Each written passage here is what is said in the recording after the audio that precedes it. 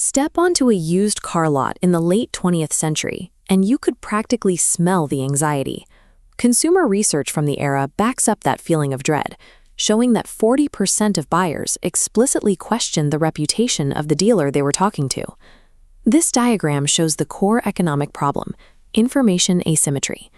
Information asymmetry is a scenario where one party in a transaction has more or better information than the other. Here, the seller knows all the hidden flaws, while the buyer is left completely in the dark.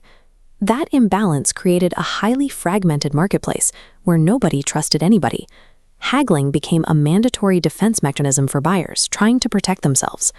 The traditional industry manufactured anxiety alongside every sale. But that massive consumer pain point left a $325 billion market wide open for an outsider to fix. That outsider was Circuit City, which was the nation's leading consumer electronics retailer at the time. Their executives posed a simple question: what if a customer could buy a used vehicle with the same ease, transparency, and respectability as picking up a new refrigerator or television? They tested that hypothesis on a large scale.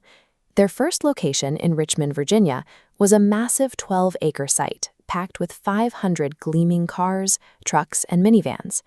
Circuit City took the polished superstore retail model they had perfected and dropped it straight into a notoriously stubborn, fragmented sector.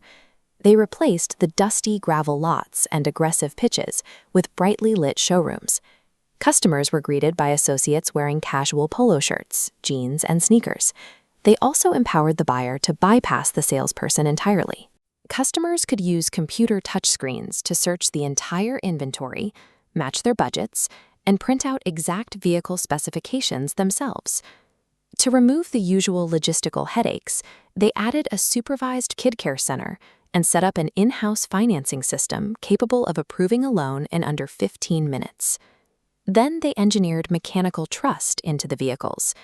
Every single car passed a rigorous 110-point quality inspection and came with a 5-day money-back guarantee.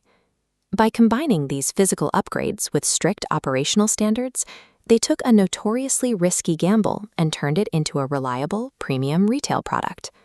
But the centerpiece of the entire operation was their simplest rule: a price is a price. Haggling was strictly banned, with every vehicle marked right around its standard book value. This standard product lifecycle chart illustrates how a product moves from introduction to decline. In the growth phase, adopters pay a premium to avoid negotiation headaches. By keeping numbers competitive, CarMax stopped competing on cheap and started competing on fair and reliable. CarMax changed how its staff was paid. Salespeople received a flat commission for every vehicle they sold, rather than a percentage of the final price. Removing the financial incentive to upsell meant the salesperson's goals perfectly matched the buyer's goals. They engineered trust directly into the payroll. The model worked so well that CarMax mapped out an aggressive expansion, projecting a jump from a single lot to 55 superstores by the year 2011. This map shows the rapid geographic saturation of the market, as competitors noticed the profits. Major conglomerates launched massive clone chains specifically designed to mimic CarMax.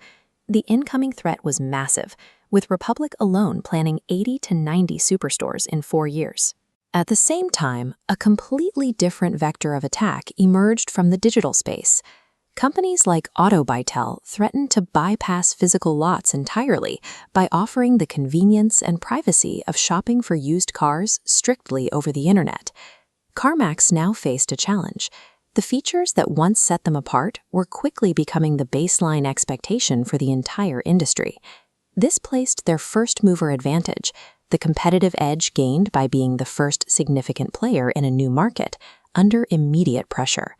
To survive this flood of competition, CarMax had to transition from disrupting the market to aggressively defending it. They needed to build a competitive moat out of pure brand equity.